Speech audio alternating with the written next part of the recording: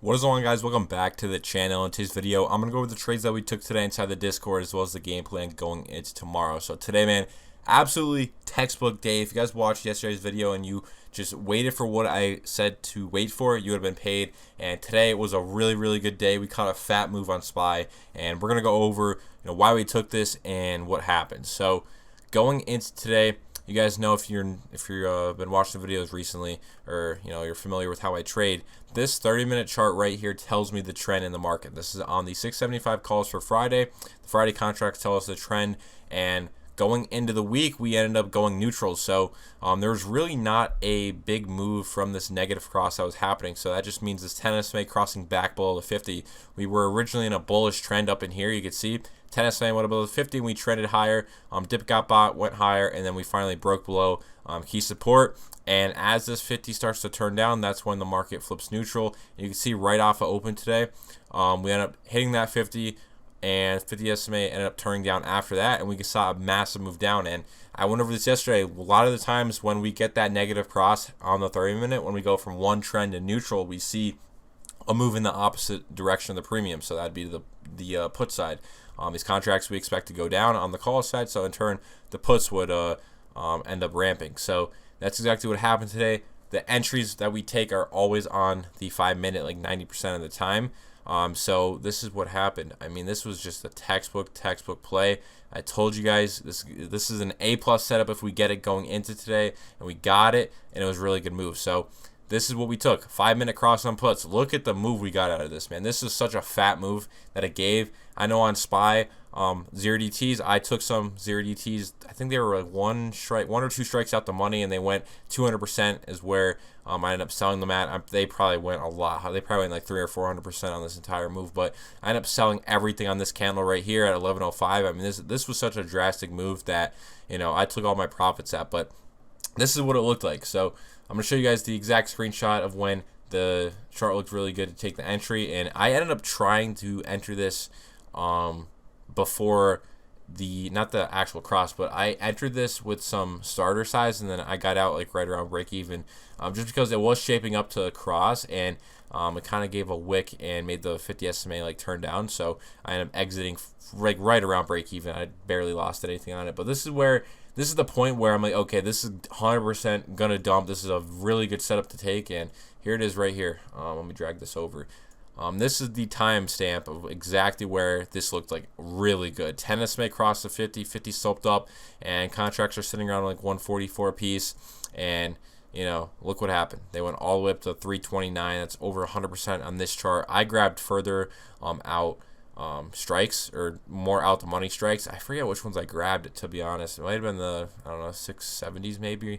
I don't know. They were like 20 to 30 cents when I grabbed them, and they ended up running like 200%. So yeah, I was out of everything on this drop right here. This was over 100-point drop on NQ. That's plenty. I ended up selling everything I had at 100 points, and I sold half at 60 points. And the reason I only sold half was because we had that 30-minute chart in confluence. So typically in a neutral market, which we were today, I'm looking for 50 points and getting out, and that's only when the market is like completely neutral. And by completely neutral, I mean the higher time frames have no impact on the trade. And since this chart was just crossing negative, because we knew that this 50 SMA was just turning down, so that's just starting the negative cross, I was expecting a larger move out of this. This is why I held for 100 points on the other half of the position, and why I was expecting a larger move.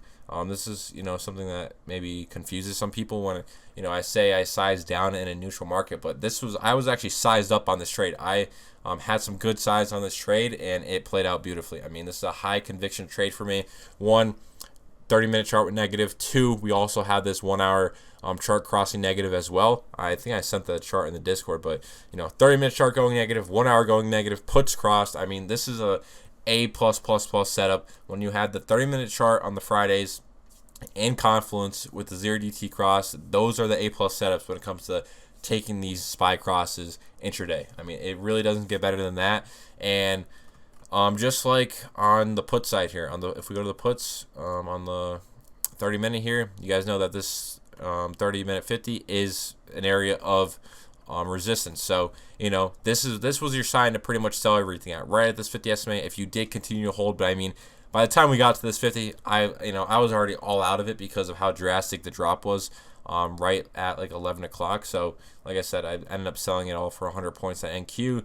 Options like 200% on the 0DTs, and this is our pivot point. So right now, market completely neutral still. Even though we had that big drop, we are neutral because we're still below the 50 SMA here on the put side. 10 SMA is below it. So if bears do want to slam this lower, I'm gonna have to see a cross, and for me to get bearish, I want to see this 30-minute chart cross on the put side, just like how it was on the call side last week when we got the initial cross. You could see the move that happened. We saw a big initial run on the cross because we knew the market was flipping bullish, and usually dip gets bought on that first test of the 50, trends higher, and then from there you just have to kind of watch and see what happens at the 50 SMAs from that point. But yeah, I mean, it was an absolute textbook day. If you guys banked, I hope you did. If you guys watched yesterday's video, you should be paid.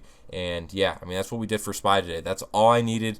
That was my A+ setup for the day. That's all I was interested in taking, and it worked out beautifully. So going into tomorrow, like I said, we're neutral. You can see 10 SMA below the 50 here, and then on the put side, like I said, 10 below the 50, no cross on either side of the premium. So what I'm going to be looking for tomorrow, very simple, a cross on either side. That's what I'm going to be looking for. It's very simple game plan. I said this yesterday, but we have a game plan for both sides of the market. If the market wants to absolutely rip face tomorrow, cool. We'll catch a trade out of it. We'll catch a call cross. If the market wants to absolutely dump tomorrow, that's completely fine as well. We're going to catch a put cross out of it. We have a game plan for both sides of the market, no matter, the day. That's the good thing about it. If the market can do what it wants, and I just follow the setups that I take every day, and we adapt with the market. That's the great thing about the system, man. If the market wanted to absolutely rip today, we still could have caught a long trade. That's the great thing about it. I have a bias at the end of the day. I did favor the downside a little bit today, but I was favoring the downside yesterday, but guess what happened? We never got the put cross, and we never got an entry point. So no money lost. It doesn't really matter if my bias was wrong. I was expecting to move lower, but my entry never came. Today, exact same thing. I favor the downside, but we got our entry point today, got a nice cross on the 0DT puts, and we caught a fat move out of it. So that's what we did today when it came to SPY. That's the game plan for tomorrow. I also called out a regular chart play, so this was on NEE. Really good breakout. Unfortunately, though, I didn't get any trims off. I wanted to see new all-time highs on this thing, and we missed it by 8 cents. So that's on me. I ended up closing this for like 5% in profit, but yeah, I mean, all-time highs, pretty simple though. All I did was long over this high yesterday on the daily. So this break above the daily chart, I ended up going long, and it was setting up for a breakout right here. You can see right here, if we just zoom out, you can see we have all-time highs all the way up here, I believe, and then it was starting to break out today, and I ended up, it came, like I said, it literally came within 7 cents of my take profit, and I didn't get any trims off, so I ended up closing it when it came back down to like right around my fill. So trade was up like 75%. You could have taken some trims, obviously, but again, my target was at all-time high. We never got it, so I just ended up holding it, and we didn't end up hitting that all-time high yet. But again, I mean, the setup was really good. A lot of volume starting to break out on a higher time frame. So I'd still expect this to trend higher over the next couple of days or weeks. It looks really good. Another one was QUBT. Ended up taking a couple percent loss on this thing, like 6%. So same thing. I mean, if we go to the daily here, you could just see it right here. These two highs right here. If we just drew a trend line, we're breaking over them right now. And I think I was just playing longs over the previous high of day, but we grabbed this in the morning, and the volume on it intraday just didn't look good on the 5 minutes, so I might up cutting it when it came down to, I forget what point it was on the 0DT, or not the 0DT, on the 5 minute chart. Let me pull it up actually. I ended up cutting it once we couldn't make this move higher up in here. So once we ended up breaking past this low, I think I exited on one of these, this candle right here we ended up exiting on. Small loss, 6%. Glad I cut it though, because we would have been down a bit on this, but I still like the chart. Maybe we'll get a re-entry on it tomorrow, but just given the entry point today, just didn't end up getting that follow through. So the market everything kind of pulled back today, so can't really complain. We still ended up catching good trade on SPY. So yeah, that's what we did today. 2 regular stock plays. Actually, I did take another one. My bad. KR. What's this one doing? Yeah, so it's still dropping. I think.